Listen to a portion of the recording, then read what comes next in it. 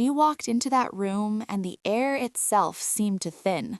Every conversation didn't just stop, it curdled. It wasn't because she was a threat or because she was famous, but because she was a glitch in their perfect, polished matrix. Everyone in that room knew, at a single glance, that she didn't belong. In a sea of factory-built socialites, women carved from marble and starving for attention, Alicia stood in the doorway, a woman of curves and soft edges, dressed in a simple, deep red gown that spoke of hard-earned rent money rather than inheritance. They looked at the way the fabric hugged her hips. They looked at her shoulders, bare and unashamed. Then they looked at each other. Across the table, a woman pressed her manicured hand over her mouth, her eyes crinkling with the cruel electricity of a joke finally reaching its punchline. Nobody said a word. The silence was a weapon. It told Alicia everything Clara hadn't. She wasn't here to work the event. She was the entertainment. She was the blind date sent to a predator's table to see how loudly a wolf would laugh at a lamb. She felt every stare like a physical weight, every muffled giggle measuring her worth and finding it lacking. She wanted to turn. She wanted to let the shadows of the hallway swallow her whole. But then the man at the head of the table, the one with the ink creeping up his neck and eyes like polished obsidian, stood up. What Lee Sung-jae did next was something nobody in that room was prepared for. This is Alicia's story. They sent her as a cruel prank. The Mafia boss? He didn't find it funny. The memory of the gala faded into the ghost of a different silence, one that smelled of damp asphalt and expensive jasmine. 7-year-old Alicia stood at the edge of a pristine suburban sidewalk, her hands clasped so tightly her knuckles had gone white against the fabric of her lavender dress. It was her favorite dress, the one her mother had stayed up until midnight sewing, humming a soft tune as the needle darted through the cotton.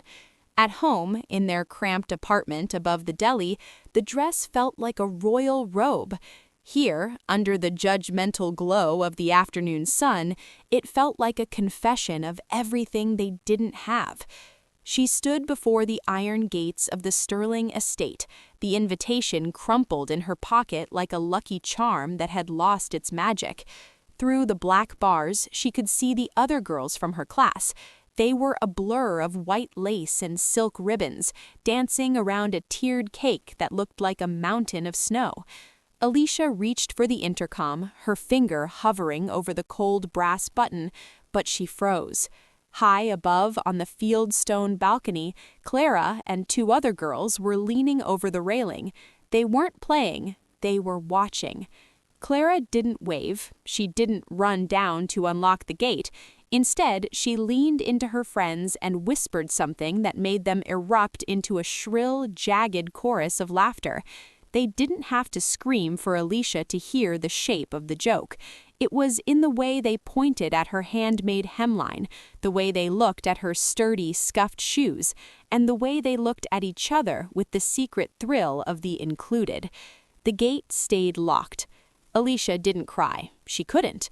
The rejection was too heavy, a physical weight that settled in her chest and made it hard to draw a full breath.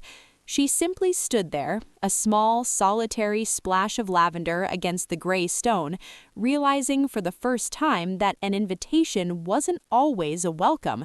Sometimes it was just a map to a place where you would be told you didn't belong.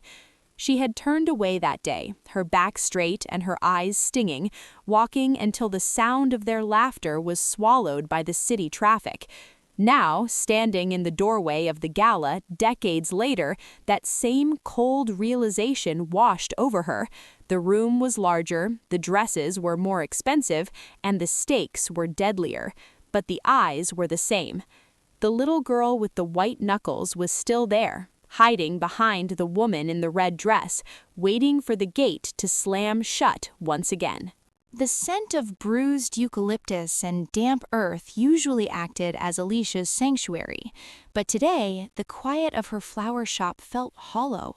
She was staring at a stack of invoices on her workbench, white slips of paper that felt heavier than the buckets of water she hauled every morning. Her father's latest round of treatments had been aggressive, and the insurance company's appetite for denied stamps was even more so. She needed a miracle, or at the very least, a very large wedding contract. Then her phone buzzed, vibrating against the wooden table. The name on the screen sent a familiar, icy prickle down her spine. Clara. "Alicia, darling, tell me you're looking for a hero's cape today." Clara's voice honeyed the line, bright and brittle as spun sugar. Alicia wiped a stray leaf from her apron, her voice guarded. "I'm looking for a way to pay my rent, Clara. What do you need?" "It's a disaster. The floral lead for the Sapphire Gala just walked off the job. Some ego trip, I'm sure. The organizers are desperate. They need someone with technical precision and soul to manage the tables and handle the VIP floor. It's a one-night shift, but the premium is triple what you'd make in a month at the shop." Alicia's heart gave a traitorous thump. Triple. That would cover the hospital arrears and the next month of physical therapy. It was the answer to the silent prayer she'd been whispering over her lilies all morning. "Tonight?" Alicia asked, already calculating the logistics. "I'd need to prep the stems now." "Don't worry about the prep. The flowers are already on site. I just need your eye, Alicia, your craftsmanship," Clara said, her tone dipping into softness that felt like silk over a blade. "And don't worry about a uniform. This is a high society event. I've already arranged for a dress to be dropped at your place. I want you to look like you belong there, right by my side." Alicia hesitated. Her history with Clara was a graveyard of favors that turned into humiliations, but the memory of her father's tired face at breakfast eclipsed her doubt. She couldn't afford the luxury of pride. "I'll do it," Alicia said, the words feeling like a heavy stone she was choosing to carry. "Perfect," Clara purred. "I'll see you at the gala. Don't be late, Alicia. This is a night people are going to be talking about for a very long time." As the line went dead, Alicia looked at her hands. They were stained with green chlorophyll and small nicks from the thorns, the marks of a woman who built things to last. She didn't see the trap. She only saw the money, unaware that Clara had spent weeks meticulously setting the stage for a punchline 20 years in the making. The steam from the shower had already begun to fog the cracked mirror in her mother's bathroom, a space so small that Alicia's elbows brushed the floral wallpaper every time she moved. The air smelled of her mother's lavender soap, a scent that usually brought comfort, but tonight felt like a shroud. On the back of the door hung the dress Clara had sent. It was a deep, bruised crimson, beautiful and intimidating, a garment designed for a woman who lived in the light, not one who spent her days in the shadows of a florist's walk-in cooler. Alicia wiped a circle clear on the glass and stood still. She didn't see a woman preparing for a high-paying shift. She saw a map of perceived failures. She started at her eyes, noting the faint shadows of exhaustion that no amount of concealer could truly mask, the tax of midnight accounting and early morning flower markets. Her gaze drifted lower to the curve of her jaw, which she felt lacked the sharp, aristocratic edges of the women she saw in Clara's social feeds. Then came the inventory of her body, a ritual of self-inflicted cruelty she'd practiced since that day at the Iron Gates. She catalogued her arms, which she found too sturdy, shaped by years of lifting heavy floral buckets rather than Pilates. She looked at her hips, the generous swell of them making the crimson silk cling in a way that felt like an accusation. To Alicia, every curve was a flaw, every softness a sign of a life lived without the luxury of refinement. She felt like a prisoner counting the bars of a cell, identifying every boundary of her own skin that kept her from being elegant or correct. "You're a craftsman, Alicia," she whispered to her reflection, but the words lacked their usual weight. "You're here to work, not to be seen." But as she zipped the dress, the fabric fighting her at the waist, a cold dread began to pool in her stomach. The dress didn't feel like a uniform, it felt like a costume for a play she hadn't read. She reached for her mother's old pearl earrings, her fingers trembling. She told herself she was doing this for the medical bills, for the shop, for a future that didn't involve white-knuckled fear. She took one last look in the mirror before turning off the light. In the dimness, she didn't see the strength in her shoulders or the resilience in her gaze. She only saw the girl who was about to walk into a room where the silence was already waiting to swallow her whole. The double doors of the ballroom swung open, and the gilded air of the gala rushed to meet Alicia like a physical blow. She stepped forward, her heart hammering against the crimson silk of her bodice, but the work she had been promised was nowhere to be found. There were no floral crates to unpack, no VIP floor to manage. Instead, there was a long, obsidian-dark table set for a feast, and a room full of people who had been waiting for the doors to open just to see the girl who didn't belong.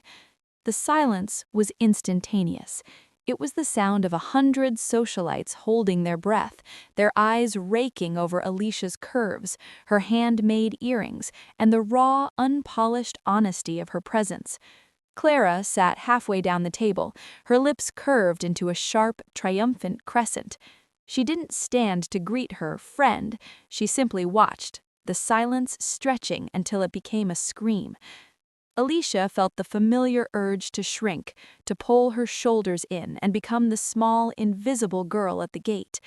But at the head of the table, a man sat as still as a statue carved from shadow. Lee Sung-jae didn't look at the other women, he didn't look at Clara. His gaze was fixed entirely on Alicia, his dark eyes, sharp as a florist's shears, cutting through the layers of the room's mockery. He saw the way she held her chin up, even as her hands trembled. He saw the calluses on her fingertips, the marks of someone who actually built beauty, rather than simply buying it.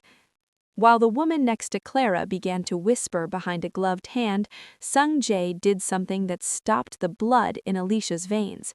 He stood up. The movement was fluid and predatory, drawing every eye in the room. He didn't laugh, he didn't even smile. He simply walked the length of the table, the ink of the dragon on his neck peeking out from his collar like a warning. He stopped directly in front of Alicia, his shadow falling over her, cooling the heat of her shame. He didn't offer a mocking bow. Instead, he reached out and took her hand, the hand stained by the green of stems and the pricks of thorns, and held it with a deference that bordered on holy. "The seat at my right has been held for the guest of honor," he said, his voice a low, gravelly resonance that vibrated through the silent room. "It seems I have finally found her." He didn't look back at the gaping socialites as he led her toward the head of the room. He didn't have to. With a single gesture, he had turned the room's joke into his own personal treasure. And for the first time in her life, Alicia felt the gate unlock and swing wide. The silver clattered against bone china, a rhythmic, hollow sound that filled the gaps in a conversation Alicia wasn't supposed to join. She sat at Sung-jae's right hand, the crimson silk of her dress a vibrant wound against the monochromatic perfection of the table. To her left, Clara was leaning in, her voice a sharp needle wrapped in velvet. "It's just so fascinating, Alicia," Clara said, her eyes darting toward the other women. "I've always wondered how one finds the patience for manual labor, dealing with all those dying things every day. It must be so exhausting to try and make something temporary look like it actually matters." A ripple of stifled amusement traveled down the table. Alicia felt the familiar heat rising in her neck, the urge to apologize for her existence, to murmur something self-deprecating and vanish. But then she felt a weight, not of a stare, but of a presence. Sung-jae was leaning back, his dark eyes fixed on her, waiting. He wasn't protecting her, he was giving her the floor. Alicia set her fork down. The trembling in her fingers stopped. "It isn't about patience, Clara," Alicia said, her voice cutting through the room's artificial sweetness with the clarity of a bell. It's about biology. If you think flowers are just pretty things that die, you've never actually looked at one. You've never seen the way a ranunculus stores its own sugar to survive a frost, or how a protea requires a literal fire to crack its seeds open so it can start again. The table went still. This wasn't the stuttered defense of a victim, it was the authority of an expert. You call it temporary, Alicia continued, her gaze steady as she looked Clara in the eye. But there is more structural integrity in a single stem of a hydrangea than in this entire room. Every flower I touch has a cellular memory of where it came from and what it had to overcome to bloom. There's an undressed truth in that. You can't manufacture it, and you certainly can't fake it with a coat of paint and a high price tag. She realized then that she had stopped being small. She was leaning forward, her hands, the ones she had catalogued as flawed only hours ago, gesturing with the fluid grace of a woman who knew exactly what she was worth.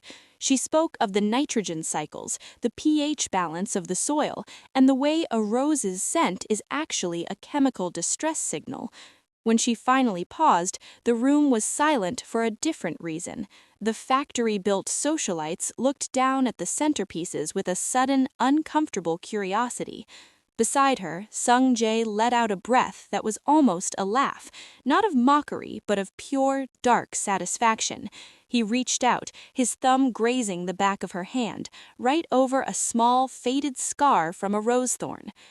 "Honesty," he murmured, loud enough for the entire table to hear, "is the only thing in this city that actually has a scent, and tonight, Alicia, you are the only one in bloom." The sleek black sedan didn't stop at a penthouse or a gated manor. Instead, it hummed to a halt in front of a narrow brick row house in a corner of the city where the air tasted of salt and wood smoke. The streetlights flickered with a tired, rhythmic buzz, illuminating a small plastic chair on a stoop and a window box overflowing with unruly mint. "This isn't where I expected a boss to spend his Tuesday night," Alicia said, her voice soft against the velvet interior of the car. Sung Jae didn't look at her with the cold, predatory calculation he had used at the gala. He looked at the peeling green paint of the front door with a strange, quiet reverence. "The man you saw at that table is a performance, Alicia. He's a suit made of armor. But the boy who grew up behind that door, he's the one who knows what it's like to have dirt under his fingernails and a hollow ache in his stomach."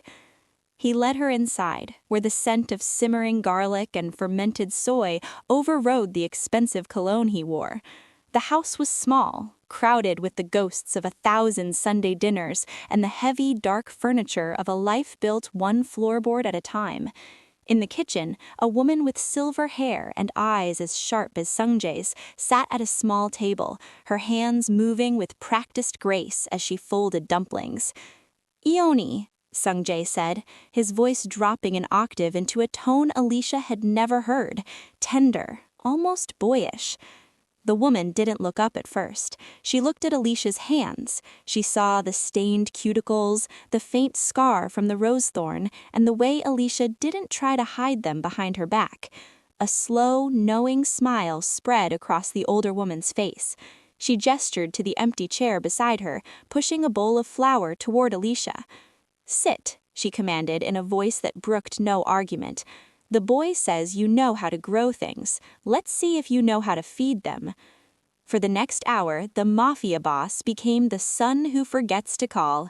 Sung Jae sat on a low stool, listening as his mother scolded him for his posture and his expensive shoes, while Alicia's hands fell into the familiar rhythm of creation. There was no mockery here, no factory-built expectations. As Sung Jae watched them, Alicia realized this wasn't a test of her social standing. It was an invitation to see the truth beneath the ink and the iron. He wasn't looking for a trophy to display. He was looking for someone who recognized that the most beautiful things in the world weren't found in ballrooms, but in the grit and the grease of the neighborhoods that raised them. The drive back from his mother's house was steeped in a comfortable, heavy silence that didn't feel like the suffocating quiet of the gala. The city lights blurred past the window, streaks of neon amber and electric blue, but Alicia's focus was on the man beside her. Sung-jae had loosened his tie, the top button with his shirt undone, revealing the jagged tail of the dragon tattoo that climbed toward his jaw. He looked less like a king and more like a man who had finally put down a heavy shield. "Why me, Sung-jae?" Alicia's voice was barely a whisper, cutting through the low hum of the engine. "Clara brought me there to be a punchline. She wanted you to see a girl from the flower shop who didn't know which fork to use. She wanted you to see someone unpolished." Sung-jae didn't answer immediately. He pulled the car to the curb overlooking the river, where the dark water churned against the stone pilings. He turned to her, his gaze not roaming over her dress or her hair, but settling directly into her eyes with an intensity that made her breath hitch. "Everyone in that room is trying to be a finished product, Alicia," he said, his voice a low vibration. "They spend their lives sanding down their edges until there's nothing left but a smooth, hollow surface. I spend my days navigating lies. I live in a world where everyone is a performance." Then you walked in.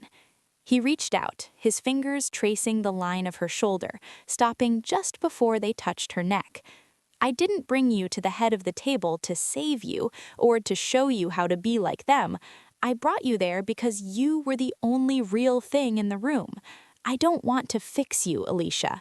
There is nothing broken about a woman who knows how to survive." Alicia felt a sudden, sharp sting behind her eyes. For years, she had viewed herself through the lens of other people's expectations, counting her flaws like beads on a rosary of shame. She had expected Sung-jae to be another person who would try to mold her, to buy her better clothes, or teach her to speak in the clipped, cold tones of the elite. But as he spoke, she realized he wasn't looking at her rough edges as problems to be solved. He was looking at them as landmarks of her strength. He wasn't listening to the words she was too afraid to say. He was listening to the person she already was. For the first time, the armor she had worn since that day at the iron gates began to crack. She wasn't a project. She wasn't a joke. She was, quite simply, seen. The following morning, the florist shop didn't smell like defeat. It smelled of rosemary and resolution. Alicia was clipping the thorns from a fresh shipment of red roses when the bell above the door shrieked. Clara stepped inside, her designer heels clicking sharply against the worn wooden floorboards like a countdown. She looked around the small, sun-dappled space with a curated expression of pity, her nose wrinkling at the scent of damp earth. "Alicia, darling," Clara began, her voice dripping with that familiar, poisonous honey. "I came as soon as I could. I feel simply terrible about how last night ended. I had no idea Sung-jae would be so aggressive. I'm sure he humiliated you, dragging you off like that. I've already spoken to the gala committee. They've agreed to pay your fee despite the scene you caused." Alicia didn't look up. She finished trimming a stem, the snap of the shears the only sound in the room. Then she slowly laid the rose down and met Clara's gaze. There was no flicker of the old shame in her eyes, no white-knuckled grip on the edge of the table. "You didn't invite me because you were desperate for help, Clara," Alicia said, her voice calm and level, a sharp contrast to the frantic energy radiating from the other woman. "And you didn't give me that dress because you wanted me to fit in. You gave it to me because you wanted to see if the silk would tear when the room started laughing." Clara's smile faltered, the mask of the concerned friend slipping to reveal the jagged edges of the girl on the balcony. "Don't be dramatic, Alicia. I gave you an opportunity. I invited you into a world you'd never see otherwise." "An invitation to be a punchline isn't an opportunity," Alicia countered, stepping around the counter. "I spent 20 years thinking that being allowed through the gate was the same thing as being accepted. I thought if I made myself small enough, quiet enough, and polished enough, I'd finally belong. But standing in that room last night, I realized something. I wasn't the one who was out of place. You were." Alicia leaned in, her presence filling the small shop in a way that made Clara look suddenly remarkably thin. You've spent your whole life building a world out of glass and mirrors, terrified that someone will notice there's nothing inside. I build things that grow. I touch the dirt. I know what's real. She gestured toward the door, her movement fluid and final. Take your fee, Clara. Give it to the hospital. Tell them it's a donation from someone who finally learned that the view from the balcony is a lot lonelier than the view from the street. You're no longer invited to my world, and this time, I'm the one locking the gate. As Clara stumbled out, the silence that followed wasn't heavy or cold, it was the quiet of a garden after a storm, clean, fresh, and ready for something new to bloom. The shop was alive with the scent of wild jasmine and crushed stems when Sungjae walked in, not with the cold authority of a boss, but with the quiet intent of a man coming home. Alicia was at her workbench, her hair messy and her apron dusted with peat moss, her hands moving through a cluster of deep crimson roses. She didn't stop her work as he approached. She didn't feel the need to hide her labor anymore. He didn't bring a velvet box or a rehearsed speech. Instead, he placed a warm, crusty loaf of bread from his mother's neighborhood bakery on the scarred wooden table next to her shears. Beside it, he laid a single wild anemone, its petals slightly asymmetrical, its center dark and bold. My mother says a house is just a box until there is bread on the table and a woman who knows the difference between a silk flower and a real one, he said, his voice roughened by a rare vulnerability. He took her hand, his thumb tracing the calluses he had come to admire more than any diamond. I don't want a polished life, Alicia. I want the thorns. I want the dirt. I want the truth of you, every single day. When he asked her to stay with him forever, he did it amidst the very things she had once used to shield herself. She said yes, not because he was powerful, but because he was the only person who had ever looked at her scars and seen a signature of strength. Their wedding months later was a scandal to the socialites who had once mocked her. There were no factory-built centerpieces or bleached white linens. They married in a sun-drenched garden where the grass was long and the flowers were left in their natural tangled glory. Alicia wore a dress of cream lace that didn't pinch or pull. It moved with her, celebrating every curve she had once tried to catalog as a flaw.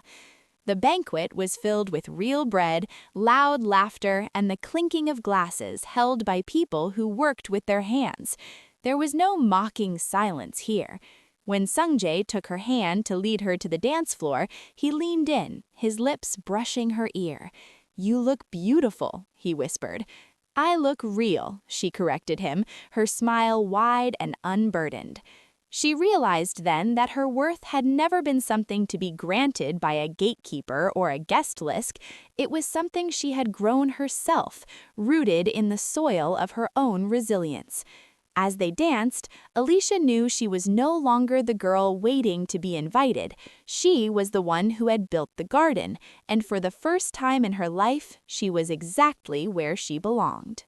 Because sometimes the best way to handle a joke is to make them regret the punchline. Alicia stopped making herself small, and in doing so, she found a love that was finally big enough to hold her truth. But this is just the beginning of the story. If you want to see more undressed truths, high-stakes power plays, and the men who would burn down a ballroom just to see a real woman bloom, you're in the right place. Don't let the gate close on you. Smash that like button if you think Alicia made the right choice, and hit subscribe with notifications turned on so you never miss a single chapter of our next original series. In a world full of factory-built fakes, stay real. We'll see you in the next story.